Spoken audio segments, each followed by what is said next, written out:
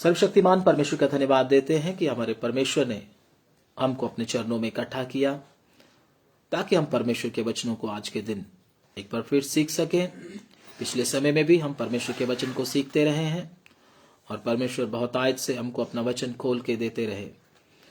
आज का दिन भी हम परमेश्वर के वचन में से वचन सीखने के लिए जाएंगे और प्रार्थना के साथ बैठे हमारा परमेश्वर हमसे क्या बात करना चाहता है।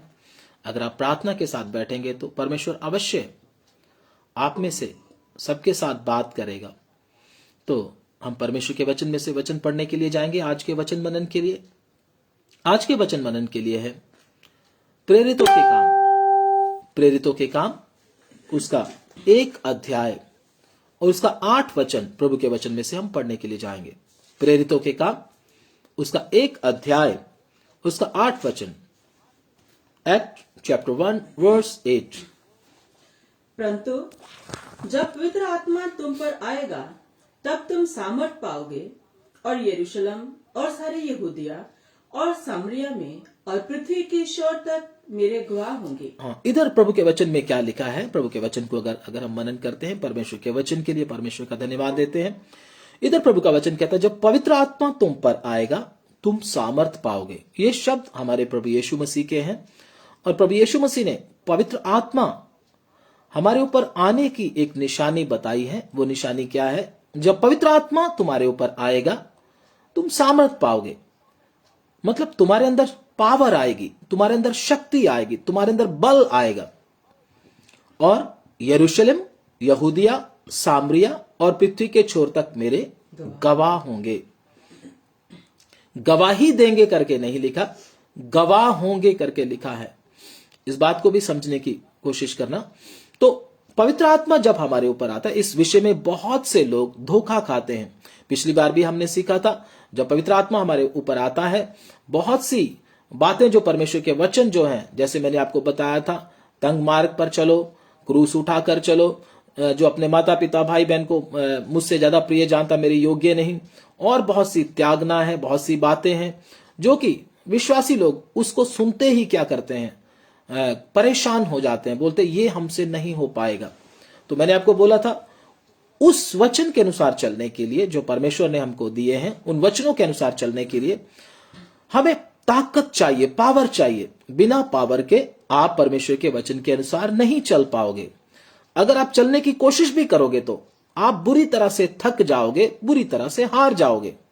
लेकिन हमारे परमेश्वर ने हमको बताया है कि अगर तुमने मेरे वचनों के अनुसार चलना है, क्रूस उठाना है, बोझ उठाना है, अगर त्यागना है और भी बहुत सारी बातें, तंग मार्ग है, तो उसमें पवित्र आत्मा की भरपूरी, पवित्र आत्मा की सामर्थ होना बहुत जरूरी है। जैसे मैंने आपको बताया था, अपने सताने वालों के लिए प्रार्थना करना और तुम्हारे विरोध में हैं उनको, उनके साथ नफरत ना करना, उनके लिए भी प्रार्थना करना और दुश्मनों से प्रेम करना, ये चीजें और सहना, बहुत सी बातें प्रभु के वचनों में से हम सीखते हैं जो कि एक आम मनुष्य को मानना उनके बस की बात नहीं है। लेकिन प्रभु का वचन क्या कहता है? जब पवित्र आत्मा तुम पर आएगा तुम सामर्थ पाओगे। सबसे पहले प्रभु ने पहाड़ी उपदेशों में भी बताया है, बहुत सारी आज्ञाएं प्रभु यीशु मसीह ने अपने चेलों को दी हैं और बहुत सारी आज्ञा जब देने के बाद प्रभु यीशु मसीह बाद में लास्ट में आकर बता रहे हैं, लेकिन ये बातें तुम कब मान पाओगे? क्योंकि बहुत सारे चेले नहीं मान। प्रभु यीशु मसीह सिखाए थे कि तुम्हारी अगर दाहिनी गाल पे कोई थप्पड़ मारे तो दूसरी फेर दे। लेकिन जब हम प्रभु यीशु मसीह के चेलों को देखते हैं, जब यीशु मसीह को पकड़ने के लिए सिपाही लोग आए तो उधर हम कुछ और ही सीन देखते हैं। उधर सीन क्या चल रहा है? यीशु मसीह ने तो सिखाया अगर तुम्हारी दाहिनी गाल पे कोई थप्पड़ मारे तो क्या कर दे? दूसरी भी कर दे। मतलब उसको सह लेना और दूसरी खाने के लिए भी उसको आगे कर देना। लेकिन इधर पतरस क्या कर रहा है? अगर प्रभु के वचन में देखे, यीशु मसीह को जब पकड़ने के लिए उन लोगों ने हाथ डालने की कोशिश की तो पतरस ने तलवार को निकालकर एक दास का कान उड़ा दिया। दूसरा गाल करने की बात दूर रही, उसने क्या कर दिया? तलवार निकाल के तलवार को चला दिया। तो इधर कुछ और ही सीन देखने को मिलता है।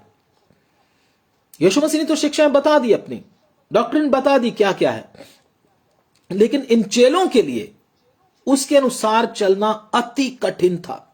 बेशक यीशु मसीह उनके साथ भी थे, लेकिन फिर भी उनको इन बातों को मानना उनके लिए बहुत मुश्किल था। तो जब हम प्रभु के वचन में देखते हैं, जब चेले इन चीजों को देख के परेशान हो गए, उनसे चलना मुश्किल हो गया और पतरस भी अपने आप को हारा हुआ महसूस कर रहा है, तो प्रभु यीशु मसीह उनको बाद में लास्ट में आकर क्या बताते हैं, चिंता करने की जरूरत नहीं, तुम्हारा मन व्याकुल ना हो, ठीक है ना, मैं तुम्हारे लिए क्या भेजूंगा, पवित्र आत्मा को भेजूंगा। मैं आपको मोटा मोटा बता रहा हूं। और बाद में क्या बता रहा है, जब पवित्र आत्मा तुम पर आएगा तुम सामर्थ पाओगे, मतलब तुम्हारे अंदर शक्ति आएगी, तुम्हारे अंदर बल आएगा। जिन वचनों के अनुसार चलना तुम्हारे लिए बहुत मुश्किल है, फिर तुम्हारे लिए मुश्किल नहीं लगेगा। जैसे कि चेले उसको मुश्किल समझते थे, जैसे बोलते थे, जैसे धनी इंसान के विषय में प्रभु यीशु मसीह बात कर रहे थे, तो चेले बोल रहे थे तो फिर किसका उद्धार हो सकता है, ऐसा करके भी बोल रहे थे। तो मतलब यीशु मसीह की आज्ञाएं चेलों को मानना अति कठिन लग रहा था। लेकिन जब पवित्र आत्मा आया, जब चेले पवित्र आत्मा से भर गए, तो फिर उनके लिए वचन के अनुसार चलना कोई मुश्किल काम नहीं लगा उनको। तो याकूब की पत्री में प्रभु का दास याकूब बोलता है, परमेश्वर की आज्ञाएं कठिन नहीं है। तो क्यों ऐसा बोल रहा है? पवित्र आत्मा की शक्ति के साथ जब इंसान भर जाता है तो उसको परमेश्वर के वचन के अनुसार चलना मुश्किल नहीं लगता। मुश्किल किन के लिए? जिनके अंदर पावर नहीं आया, जिनके अंदर शक्ति नहीं आया, जिनके अंदर बल नहीं आया। अगर आप भी प्रभु की सब आज्ञाओं का पालन करना चाहते हैं, अगर आप भी उसकी इच्छा को पूरा करना चाहते हैं, तो मुझे और आपको पवित्र आत्मा की शक्ति से भरना अति अनिवार्य है। क्योंकि खाली उद्धार पाकर बपतिस्मा लेना काफी नहीं है, उसके लिए हमको परमेश्वर को, प्रभु यीशु मसीह को फॉलो भी करना है।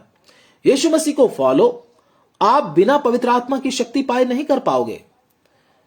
क्यों? क्योंकि प्रभु यीशु मसीह की जो आज्ञाएं हैं, जो प्रभु यीशु मसीह की जो डॉक्ट्रिन्स हैं, उपदेश हैं, वो बिल्कुल दुनिया के उपदेश से अलग हैं, बिल्कुल भिन्न हैं, बिल्कुल उल्टे हैं।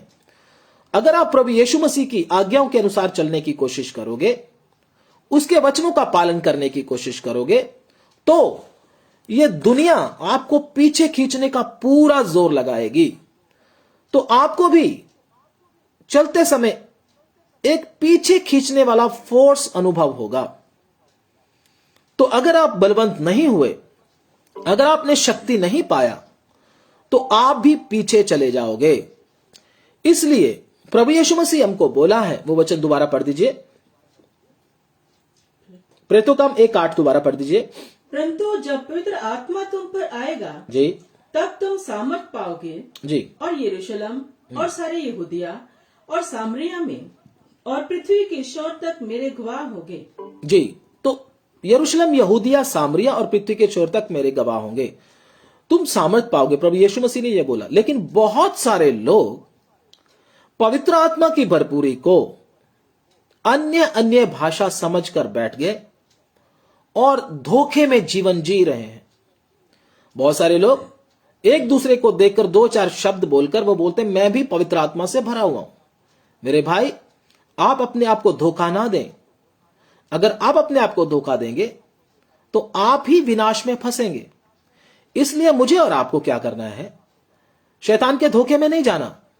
मुझे और आपको वचन के आईने के सामने आकर अपने आप को चेक करना है, क्या मैं पवित्र आत्मा से वास्तव में भरा हुआ हूं या नहीं।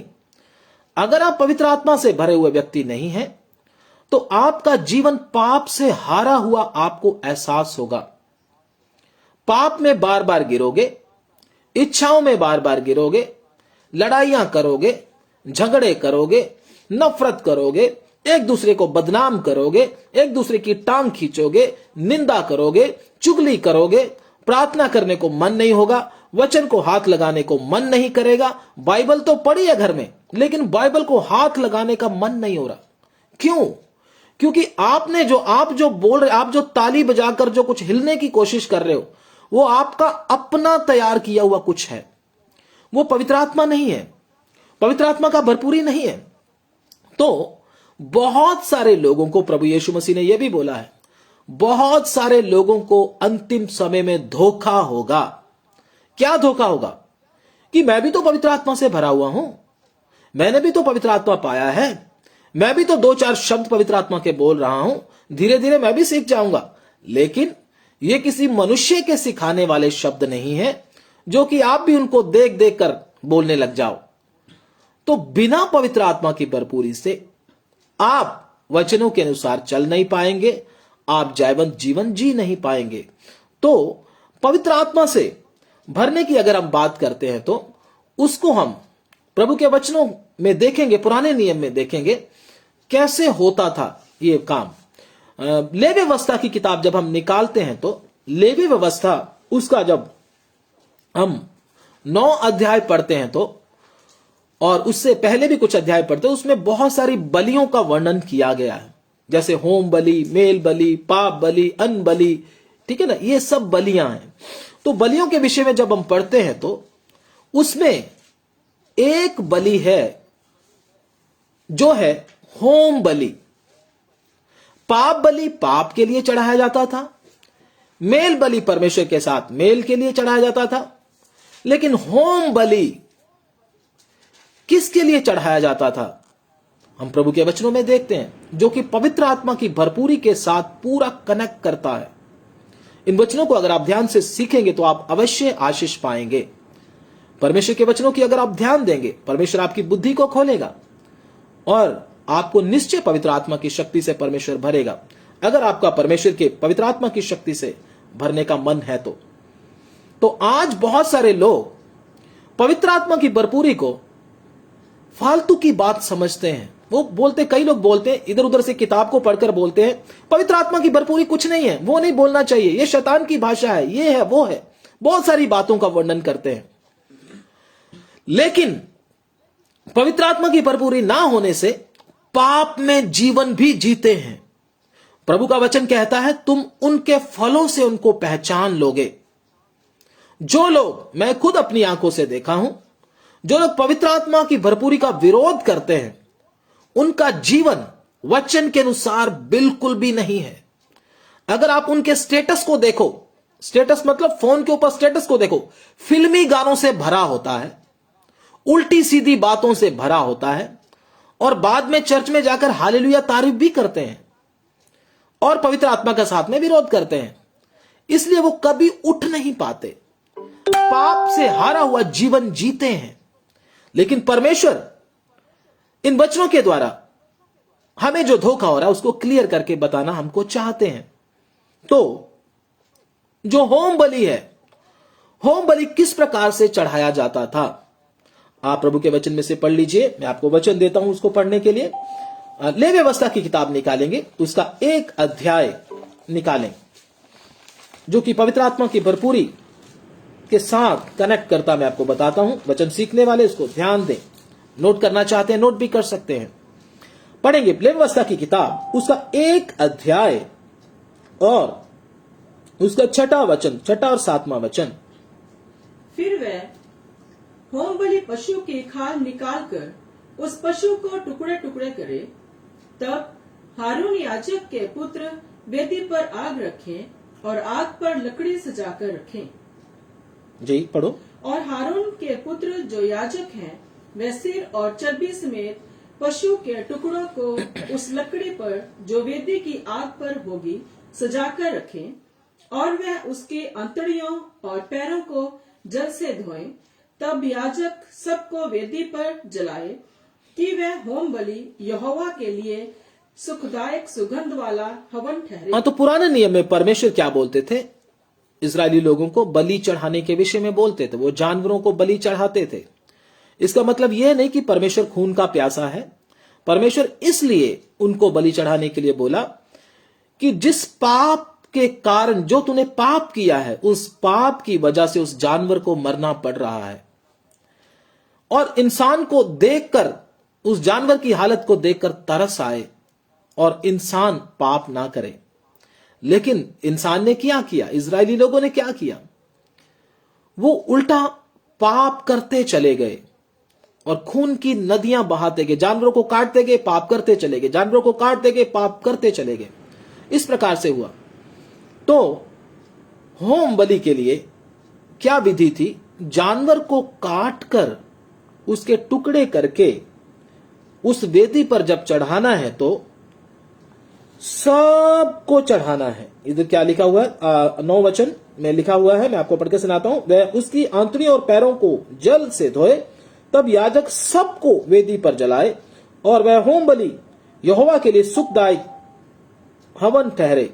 अभी एक और वचन पढ़ लीजिए आप, इसका 12 भी पढ़ लीजिए। और वह उसको टुकड़े टुकड़े करे, हाँ और सिर और चर्बी को अलग करे, जी, और याजक इन सब को उस लकड़ी पर सजा कर रखे जो वेदी की आग पर होगी। सबको सजा कर रखे, मतलब सब रखना है, कोई भी चीज वेदी से बाहर नहीं होना। अगर एक भी चीज वेदी से बाहर हुई तो परमेश्वर की आग उधर नहीं आएगी, परमेश्वर की आग आकर उत्तर नहीं देगी, जैसा प्रभु के वचन में लिखा हुआ है। आप इस वचन को पढ़ ले, व्यवस्था 9 अध्याय निकालें, और धन्यवाद हो स्तुति। 9 का 24 वचन हम प्रभु के वचन में से पढ़ेंगे, उसको 23 और 24। तब मूसा और हारून मिलाप वाले तंबू में आए जी और निकलकर लोगों को आशीर्वाद दिया जी तब यहोवा का तेज सारी जनता को दिखाई दिया जी और यहोवा के सामने से आग निकली और चर्बी सहित होम बलि को वेदी पर भस्म कर दिया। हाँ, होम बलि को क्या कर दिया? चर्बी समेत क्या कर दिया? भस्म कर दिया। यहोवा की ओर से आग निकली और उस होम बलि को, जो होम बलि थी, चर्बी सहित वेदी को उस पर भस्म कर दिया। इसे देखकर जनता ने जय जयकार का नारा लगाया और अपने अपने मुंह के बल गिरकर दंडवत किया। तो इधर हम प्रभु के वचन में सिर्फ और सिर्फ होम बलि की ऊपर आग आते हुए देखते हैं, और किसी के ऊपर आग नहीं आ रही, और के ऊपर आग जलाया जा रहा है। लेकिन होम बलि के ऊपर प्रभु के वचन में जब हम देखते हैं तो सिर्फ होम बलि के ऊपर आग, परमेश्वर की आग आते हुए देखते हैं। आग आने का अर्थ क्या है? आग आने का अर्थ कि तेरी भेंट को स्वीकार कर लिया गया है। अगर आग नहीं आई तो भेंट स्वीकार नहीं हुई। जिस प्रकार से हम प्रभु के वचन में आदम के पुत्रों को देखते हैं, कैन और हाबिल, कैन के बलिदान के ऊपर, भेंट के ऊपर आग नहीं आई, हाबिल की भेंट के ऊपर आग आ गई। तो इधर से मालूम होता है कि तुम्हारी भेंट क्या कर ली गई है? स्वीकार कर ली गई है। लेकिन आग आने से पहले एक एक अंग को वेदी पर रखना है। इसका अर्थ क्या है? नए नियम में इसका अर्थ क्या है? पढ़ेंगे प्रभु के वचन में से रोमियो की किताब, रोमन्स उसका 12 अध्याय, उसका 1 वचन पढ़ेंगे। इसलिए है भाइयों, मैं तुमसे परमेश्वर की दया स्मरण दिलाकर विनती करता हूँ जी कि अपने शरीरों को जीवित जी और पवित्र जी और परमेश्वर को भावता हुआ बलिदान करके चढ़ाओ, यही तुम्हारी आत्मिक सेवा है। हाँ, इधर इसका अर्थ क्या है? अपने शरीरों को जीवित और पवित्र और परमेश्वर को भावता हुआ बलिदान करके चढ़ाओ, यही तुम्हारी क्या है? आत्मिक सेवा है। बोलने का मतलब क्या है? मुझे और आपको अपने पूरे शरीर के अंगों को क्या करना पड़ेगा? परमेश्वर के सामने बलिदान चढ़ाना पड़ेगा। बलिदान चढ़ाने का मतलब ये नहीं जैसे इस्राएली चढ़ाते थे, मतलब परमेश्वर की मर्जी के अनुसार उसको चलाना होगा। परमेश्वर को अपना सारे अंग दे देने होंगे। परमेश्वर, मेरे शरीर के अंगों से आपकी ही मर्जी पूरी हो, मेरी मर्जी पूरी ना हो, पूरा देना है। बहुत लोग शरीर के अंगों को दे देते हैं लेकिन अपनी जुबान को नहीं देते, जुबान को अपनी मर्जी से इस्तेमाल करते हैं। ऐसा करने से भी पवित्र आत्मा की आग जो स्वर्ग से उतरनी चाहिए आपके ऊपर, वो आपके ऊपर नहीं आती। पेंतीकोस्त के दिन क्या हुआ था? पवित्र आत्मा 120 लगभग 120 लोगों के ऊपर क्या हो गया? जब उतर कर आया तो उनकी जुबान को क्या कर लिया? कब्जे में कर लिया। आज बहुत सारे लोगों की जुबान कब्जे में नहीं है। घर में तो अगर सुनने को आए तो बहुत बातें हमको सुननी पड़ती हैं। आज विश्वासी ने यह कर दिया, आज विश्वासी ने वो कर दिया। इधर से हमको भी मालूम हो जाता है ये भाई अभी तक पवित्र आत्मा से भरा हुआ नहीं है, ये बहन अभी तक पवित्र आत्मा से भरी हुई नहीं है। पवित्र आत्मा से भरी हुई नहीं है तो, पवित्र आत्मा से भरा हुआ नहीं है तो हम समझते हैं पाप से हारा हुआ व्यक्ति है। ये एक शक्तिहीन विश्वासी है जिसका जीवन परमेश्वर के वचन के अनुसार नहीं है, क्योंकि इसने पूरा परमेश्वर को अपने आप को दिया नहीं है। तो होम बलि में क्या होता था? जानवर को पूरा देना होता था। जब एक भी चीज बाहर नहीं रहना, पूरे का पूरा वेदी पर रखना है। मुझे और आपको भी आज अगर पवित्र आत्मा की शक्ति से भरना है तो बहुत सारे लोग पवित्र आत्मा की शक्ति से अभी तक क्यों नहीं भर पाए? कारण क्या है? किसी ना किसी वस्तु को, किसी ना किसी अंग को वेदी पर नहीं रखा। वेदी पर ना रखने के कारण क्या होता है? परमेश्वर की आग स्वर्ग से उतरकर नहीं आती। हम जैसे पहले थे वैसे के वैसे ही रह जाते हैं। खाली ताली बजाने वाले ही रह जाते हैं। खाली संडे को आराधना करने वाले, संडे को मीटिंग में आने वाले रह जाते हैं, लेकिन हम आगे नहीं बढ़ पाते। पवित्र आत्मा की भरपूरी हमको परमेश्वर के और करीब लेकर जाती है। यीशु मसीह का स्वभाव हमारे अंदर आने लगता है। जैसे जैसे हमारी उम्र बढ़ती जाती है, हमारे स्वभाव में बदलाव आता चला जाता है। हम वचन के अनुसार निर्णय लेने लगते हैं।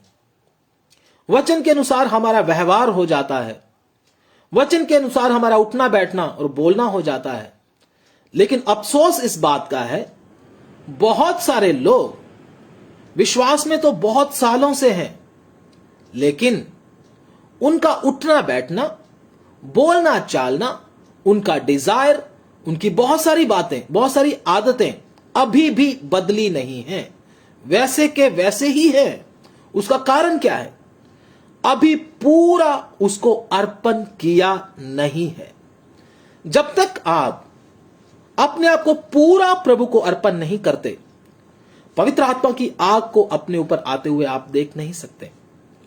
आपका जीवन पाप से हरा हुआ होगा, शारीरिकता में फंसा हुआ होगा, बहुत सारी इच्छाओं और लालसाओं में फंसा हुआ होगा। आज मुझे और आपको क्या करना है? पवित्र आत्मा की शक्ति से भरने के लिए अपना पूरा सर्वस्व परमेश्वर के सामने रखना होगा। प्रभु को क्या बोलना होगा?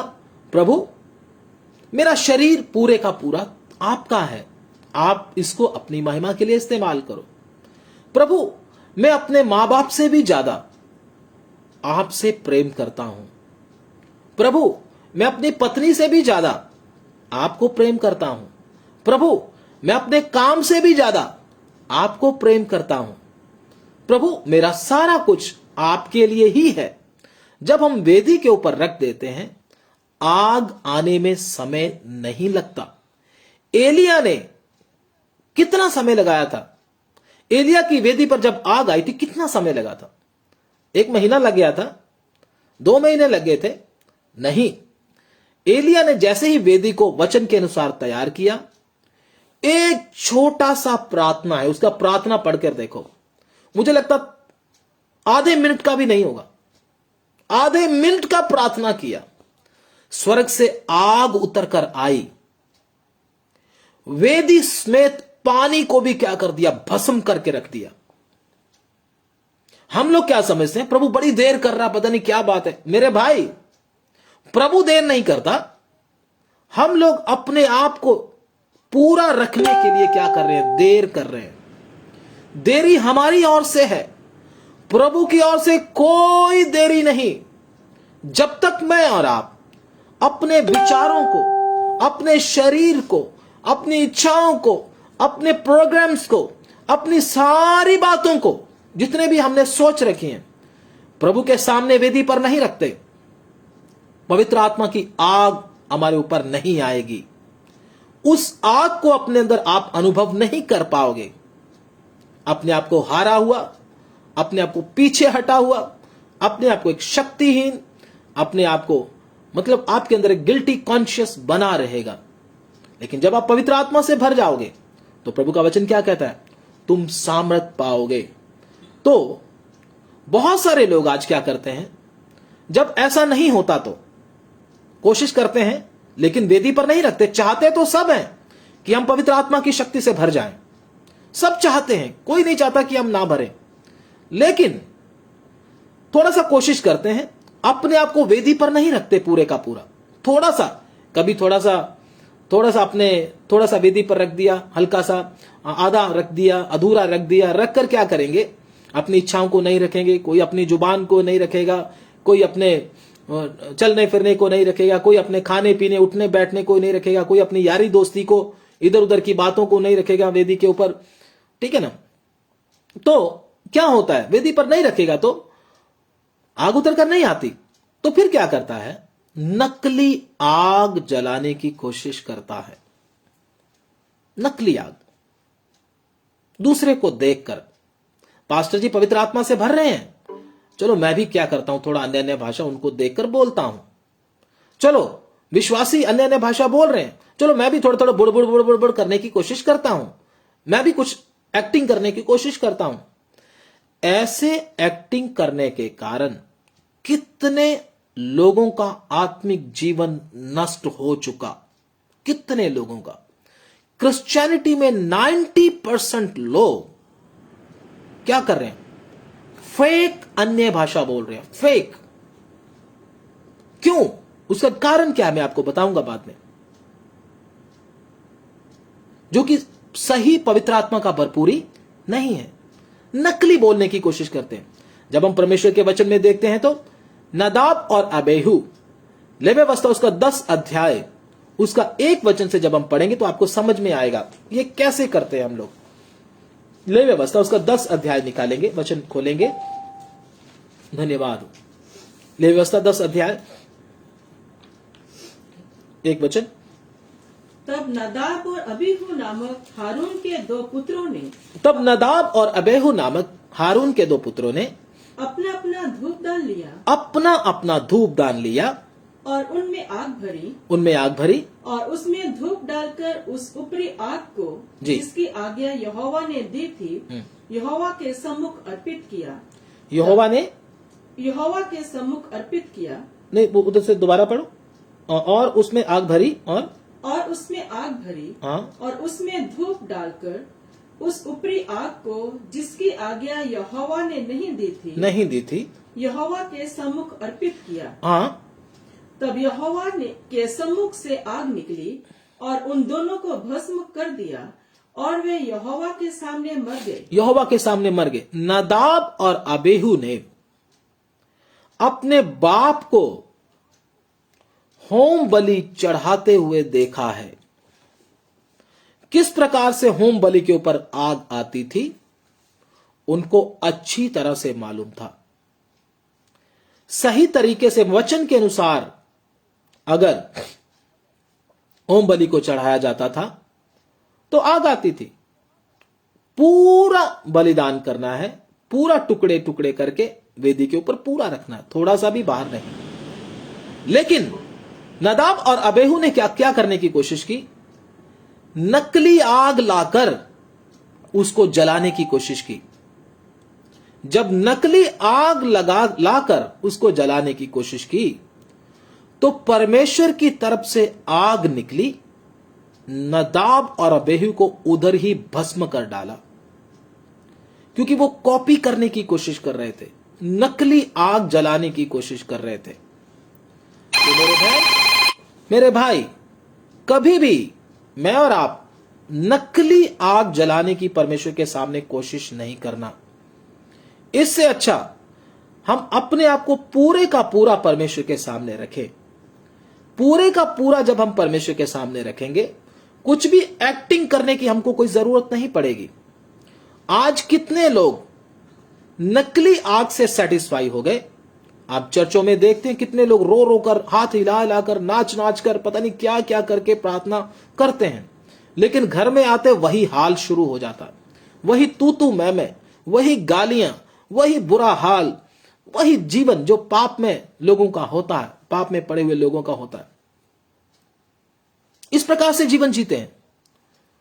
तो क्या मालूम होता है, अभी तक असली आग इनके ऊपर आया नहीं है, नकली आग ही जला रहे हैं। तो नदाब और अबीहू परमेश्वर के सामने मारे गए। आज भी कितने विश्वासी परमेश्वर के सामने मृत अवस्था में हैं, उनके अंदर जीवन नहीं है। जीवन का मतलब लाइफ, यीशु मसीह के वचन के अनुसार चलने की लाइफ नहीं है, उनके अंदर जीवन नहीं है।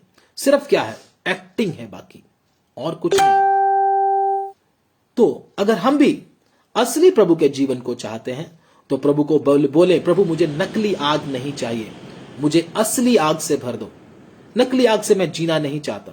नकली आग से स्वर्ग आपको असली मिलने वाला नहीं है। मैं आपको बोलता हूं, कोई भी धोखे में ना रहे, असली आग प्रभु से पाएं। असली आग जब प्रभु से पाओगे, आपको भी मालूम होगा वाकई में आग से भर चुका हूं।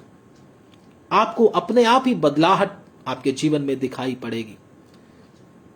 असली आग से भरा हुआ व्यक्ति जब जैसे जैसे उसका एज बीतता जाता है, वो गिरता नहीं जाता और उसका गुस्सा और नहीं बढ़ता चला जाता, उसके सहने की शक्ति खत्म नहीं होती चली जाती। उल्टा क्या होता है, सहने की शक्ति बढ़ती चली जाती है, गुस्सा ठंडा होता चला जाता है, उसके स्वभाव में शांति और सहने की शक्ति आती चली जाती है। ये चीजें उसमें बढ़ती जाती हैं। पुरानी चीजें कम होती चली जाती हैं, आत्मिक चीजें, शारीरिक चीजें कम होती हैं, आत्मिक चीजें बढ़ती चली जाती हैं। लेकिन अगर मेरे और आप में शारीरिक चीजें बढ़ती जा रही हैं, आत्मिक कम होती जा रही है, तो इसका मतलब मुझे धोखा हो रहा है। इसलिए कोई भी धोखे में ना रहे। परमेश्वर के वचन को अच्छी तरह से जब आप सीखोगे तो आपको मालूम हो जाएगा मैं किधर खड़ा हूं, मैं कितने पानी में हूं। तो पवित्र आत्मा जब आता है, वो हमको यीशु के समान बनाता है। यीशु मसीह के समान हमारी आदत बनती चली जाती है। अगर यीशु मसीह के समान आदत नहीं बन रही, और प्रकार की आदत आती जा रही है, तो इसका मतलब कहीं ना कहीं गड़बड़ है।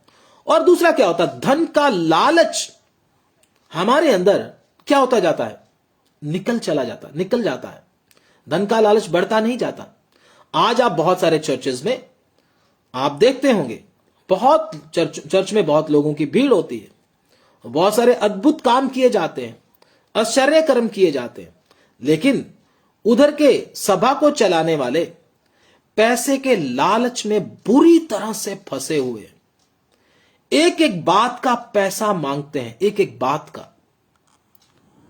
प्रार्थना करने का भी पैसा, सिर पे हाथ रखने का भी पैसा, आगे बैठने का भी पैसा। पैसे का क्या चला रखा है, एक धंधा चला रखा है बहुत लोगों ने। तो इधर से क्या मालूम होता है, उनके ऊपर जो आत्मा है वो पवित्र आत्मा नहीं है। क्योंकि पवित्र आत्मा आपके अंदर धन के लालच को खत्म करेगा। प्रभु यीशु मसीह जब मत्ती चुंगी लेने वाले के घर में आया, तो उसका लालच बढ़ नहीं गया, उसका लालच क्या हो गया, खत्म हो गया। जकई के घर में आया तो जकई भी क्या बोल रहा है, प्रभु और आने दे, और चाहिए मुझे। नो, जकई बोलता मैं अपना आधी संपत्ति कंगालों को क्या कर देता हूं, दे देता हूं। तो इस प्रकार से उनका धन के प्रति क्या हो गया, रवैया अलग हो गया। उसका धन के प्रति क्या हो गया, लालच क्या हो गया, खत्म हो गया। तो इसी प्रकार से जब चेले भी पवित्र आत्मा से भर गए तो वो धन के पीछे नहीं गए। मैंने आपको बताया था पहले भी, चेले चाहते तो धनी इंसान बन सकते थे, पतरस चाहता तो धनी इंसान बन सकता था।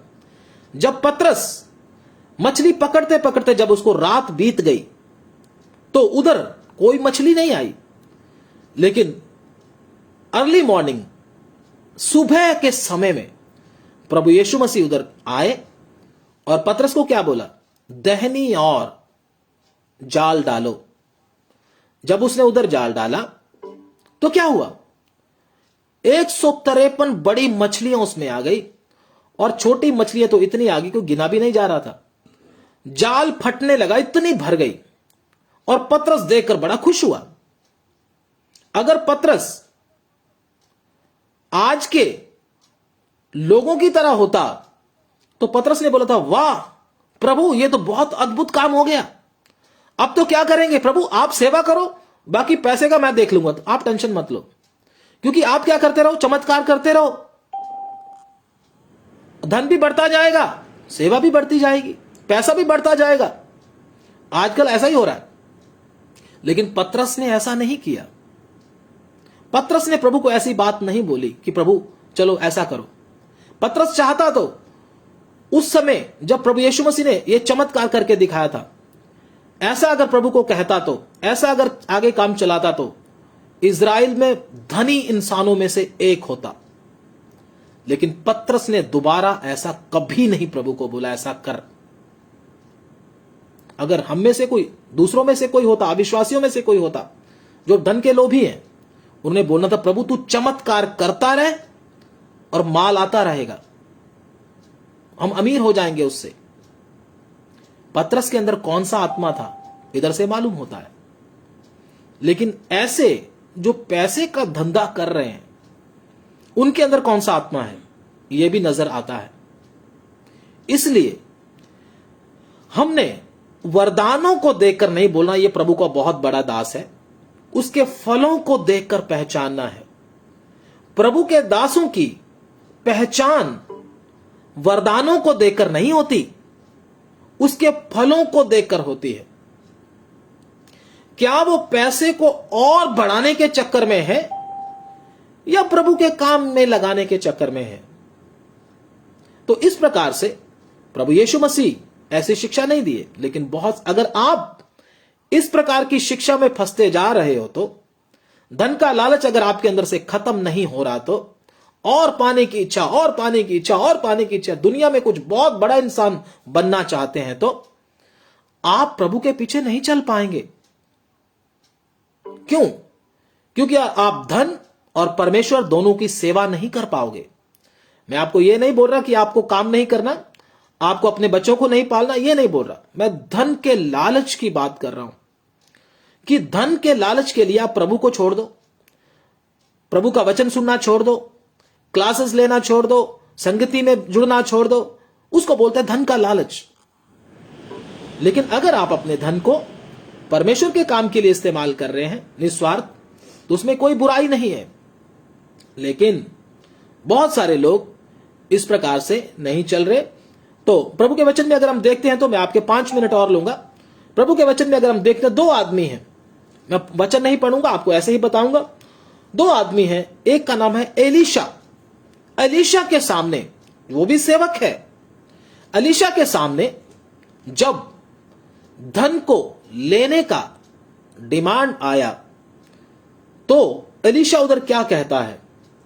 अगर हम प्रभु के वचन में आप पढ़ना चाहते हैं तो उसको पढ़ सकते हैं, मैं आपको वचन बता दूंगा, आप उस वचन को पढ़ ले। 2 राजा उसका 5 अध्याय उसका 15-16 जब हम उसमें पढ़ते हैं तो एलीशा को जब बोला जाता है कि इतना धन आप ले लो और मुझे चंगा कर दो, जब एक कोढ़ी, नमान कोढ़ी उसके सामने आता है तो वो धन लेने से क्या कर देता है? इनकार कर दे। इसको पढ़ दे अगर आपको मिल गया तो जल्दी से। 2 राजा उसका 5 अध्याय उसका 15-16। तब वे अपने सब दल बल समेत परमेश्वर के भक्त के यहाँ लौट आया जी, और उसके सम्मुख खड़ा होकर कहने लगा, जी, सुन जी, अब मैंने जान लिया है कि समस्त पृथ्वी में इसराइल को छोड़ जी, और कहीं परमेश्वर नहीं है जी, इसलिए अब अपने दास की भेंट ग्रहण कर। एलीशा ने कहा, यहोवा जिसके सम्मुख में उपस्थित रहता हूँ, उसके जीवन की शपथ, मैं कुछ भेंट ना लूंगा, मैं कुछ भेंट ना लूंगा। नमान कोढ़ी जो है उसको बहुत सारा धन देना चाहता है। वो बोलता मुझे चंगा कर दो और उसके बदले में धन ले लो।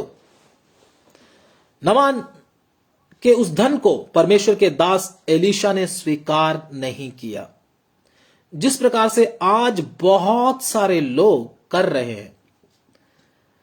चंगा करने के कारण, बहुत सारे काम करने के कारण लोगों से धन बटोर रहे हैं, ज्यादा से ज्यादा।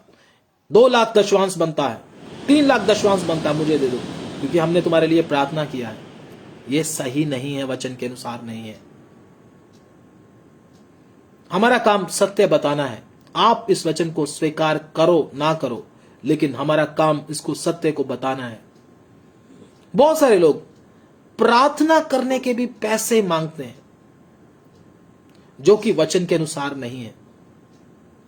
तो एलीशा को भी प्रार्थना करने का पैसा देने की इसने कोशिश की कि मुझे चंगा कर दो और उसके बदले पैसा ले लो, लेकिन एलीशा ने साफ मना कर दिया। अब दूसरा आदमी, इसका चेला देखते हैं, वो क्या करता है। वो भी, जिसका नाम गेजी है, वो क्या करता है। 20 से लेकर 27 तक पढ़ दीजिए जल्दी से। फिर परमेश्वर के भक्त एलीशा का सेवक गेहजी सोचने लगा, मेरे स्वामी ने तो उस अरामी नामक नामान को ऐसे ही छोड़ दिया, और कि जो वह ले आया था उसको उसने ना लिया, परंतु यहोवा के जीवन की शपथ, मैं उसके पीछे दौड़कर उससे कुछ ना कुछ ले लूंगा। बस, तो वो इधर गेहजी क्या बोल रहा है, एलीशा ने तो छोड़ दिया, लेकिन यहोवा के जीवन की शपथ, मैं उसके पीछे दौड़कर कुछ ना कुछ ले लूंगा। ये पैसे के पीछे दौड़ रहा है। कौन? गेहजी। और आगे हम प्रभु के वचन में इसको पढ़ते हैं, तो अगर इसका 27 वचन पढ़ते हैं तो 26 और 27 लास्ट वाला। उसने उससे कहा, जब वह पुरुष इधर मुंह फेरकर तुझसे मिलने को अपने रथ पर से उतरा, तब से वह पूरा हाल मुझे मालूम था। क्या ये समय चांदी या वस्त्र या जैतून या दाख की बारियां, भेड़ बकरियां, गाय बैल और दास दासी लेने का है? इस कारण से नामान का कोढ़ तुझे और तेरे वंश को सदा लगा रहेगा। तब वह हिमसा श्वेत कोढ़ी होकर उसके सामने से चला गया। हाँ, तो उसको क्या मिल गया उसके बदले में? पैसा तो मिल गया, लेकिन श्राप मिल गया। श्राप क्या मिला? कोढ़ी हो गया। प्रभु का दास कहता है, ये कोढ़ तेरे वंश को सदा, तुझे और तेरे वंश को सदा लगा रहेगा। मतलब पीढ़ियों को भी क्या मिल गया? श्राप मिल गया। ये काम करने का, पैसा लेने का। ये बहुत गंभीर बात है। अगर आप सेवक हैं, अगर आप विश्वासी हैं, परमेश्वर के काम को छोड़कर आप पैसे के पीछे अगर आप भागते हैं, तो बहुत आपके लिए भारी हो सकता है। इसका मतलब क्या है? आपका जो आत्मा है वो सही नहीं। परमेश्वर का असली दास कभी भी आपसे पैसे की डिमांड नहीं करेगा। मुझसे पैसे दे दो, मैंने गाड़ी लेना है, मैंने घर बनाना है, मैंने ये करना है, मैंने वो करना है। कभी भी आपसे 1 रुपया भी नहीं मांगेगा। आपको परमेश्वर का आत्मा अगर अगुवाई करता है, तो अगर आप अपनी मर्जी से, स्वेच्छा से उसको देते हो, तो वो बात अलग है। लेकिन प्रभु का असली दास जो होगा, जिसके अंदर असली पवित्र आत्मा का भरपूरी होगा, 1 रुपए की भी डिमांड आपसे कभी भी नहीं करेगा। ये याद रखना।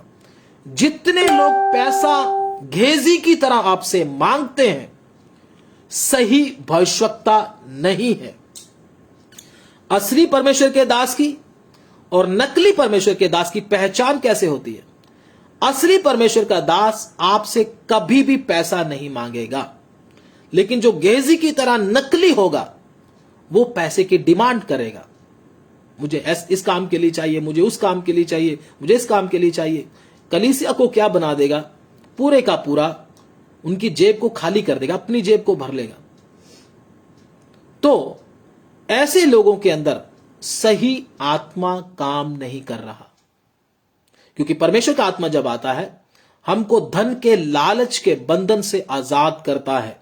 सबसे पहला काम यह है, आप नोट कर लेना उसको, क्योंकि अगर हम प्रभु के वचन में देखते हैं, चेले भी ऐसा काम नहीं किए जब पवित्र आत्मा से भर गए। किसी चीज के पीछे नहीं गए। तो मुझे और आपको भी चेक करना है कि मैं सही रास्ते पर चल रहा हूं या नहीं।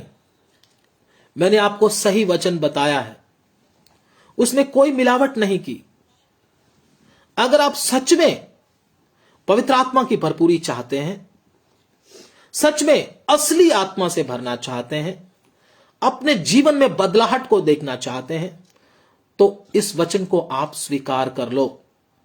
अगर आपको यह पच नहीं रहा, आपको स्वीकार करने का मन नहीं आ रहा, तो आपके ऊपर भी शक है कि आपका आत्मा भी सही है कि नहीं।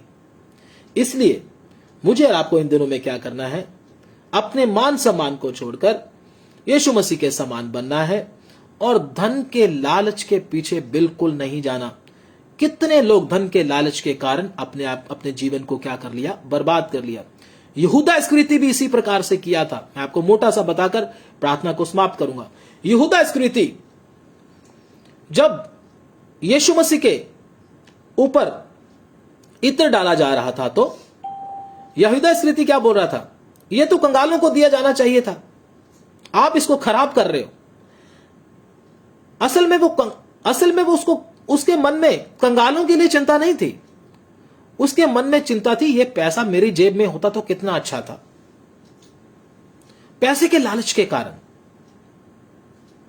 लेकिन प्रभु यीशु मसीह ने उसको मना किया, इसको मत तंग करो। प्रभु यीशु मसीह ने उसको रोका, ऐसा मत बोलो तुम।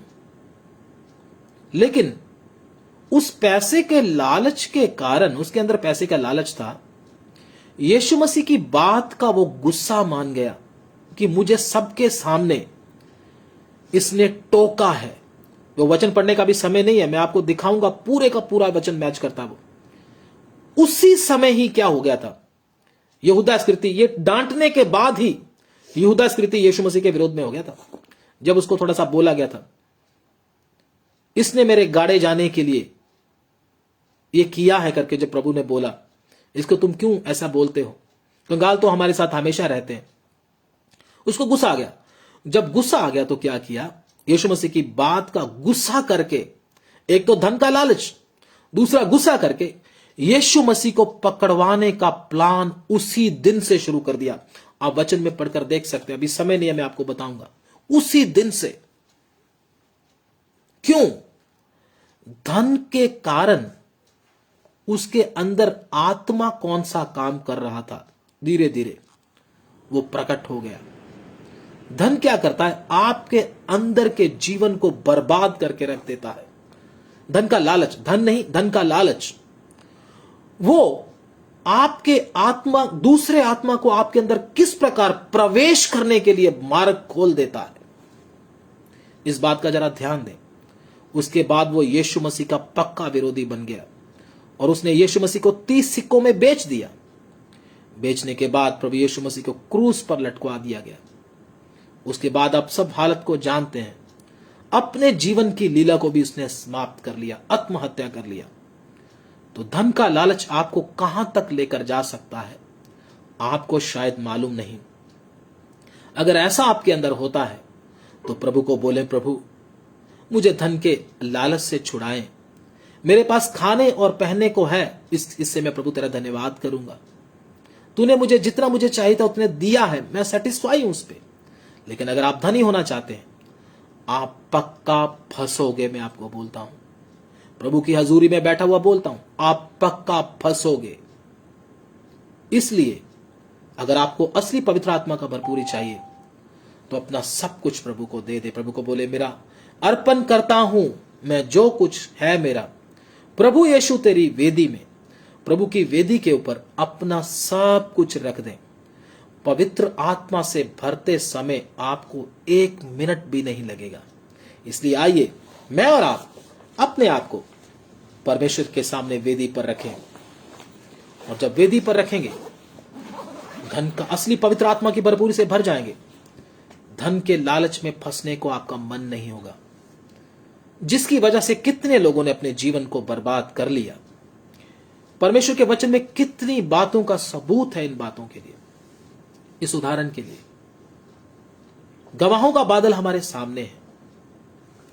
कितने लोग हमारे लिए चेतावनी बन गए। आइए हम प्रार्थना करेंगे। Hallelujah, hallelujah. प्रभु को बोले, प्रभु मुझे असली पवित्र आत्मा से भरना है। नकली पवित्र आत्मा से भर के मैं सेटिस्फाई नहीं हूं। मैं तेरे चरणों में बैठूंगा। मैं अपना सब कुछ तेरे सामने रख देता हूं। मेरा शरीर, प्राण और आत्मा तेरे सामने रखता हूं। मैं अपनी डिजायर्स, मैं अपनी इच्छाओं को तेरे सामने रखता हूं। मैं अपनी लालसाओं को तेरे सामने वेदी पर रखता हूं। अपने सारे प्रोग्राम्स को मैं वेदी पर रखता हूं। मुझे पवित्र आत्मा का असली भरपूरी चाहिए। नकली नकली मुझको नहीं चाहिए, क्योंकि नकली जीवन में बदलाहट नहीं आएगा।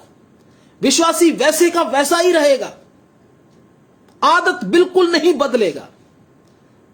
नकली अन्य भाषा बोलेगा, अपने आप को और लोगों को धोखा देने की कोशिश करेगा। लेकिन याद रख, परमेश्वर को तू धोखा दे नहीं सकता। तू परमेश्वर को धोखा दे नहीं सकती। कितना भी अपने आप को लोगों को दिखाने के लिए अन्य अन्य भाषा बोलकर दिखा, एक दिन तेरा भेद खुल जाएगा, सबके सामने खुल जाएगा। Hallelujah, hallelujah. प्रभु के सामने अपने आप को दीन और नम्र करें। Hallelujah, hallelujah. इससे पहले यहूदा इस्करियोती की तरह हमारे ऊपर भी परीक्षा आए। यीशु मसीह की बातें उसको बुरी लगने लगी। यीशु के ऊपर उसको क्रोध आने लगा। अगर आपको भी प्रभु के दासों के ऊपर जो वचन बताने वाले उनके ऊपर क्रोध आता है, गुस्सा आता है, तो मेरे भाई, आपको परमेश्वर के सामने बैठने का मौका है अभी भी। इससे पहले कि आप भी यहूदा इस्करियोती की तरह बन जाएं, परमेश्वर के सामने झुक जाएं। प्रभु को बोले, मुझे असली पवित्र आत्मा चाहिए। मुझे नकली जीवन नहीं जीना। मुझे पैसे के पीछे नहीं भागना। जो तूने दिया है मैं उसके ऊपर सेटिस्फाई हूं। जो तूने दिया वो बहुत है मेरे लिए। मेरी जरूरत के अनुसार तूने दिया है। मैं तेरा धन्यवाद देता हूं। हालेलुया। प्रार्थना करें। धन्यवाद, स्तुति।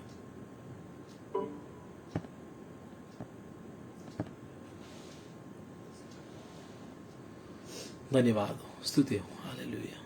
धन्यवाद, धन्यवाद। Hallelujah, hallelujah. सर्वशक्तिमान परमेश्वर पिता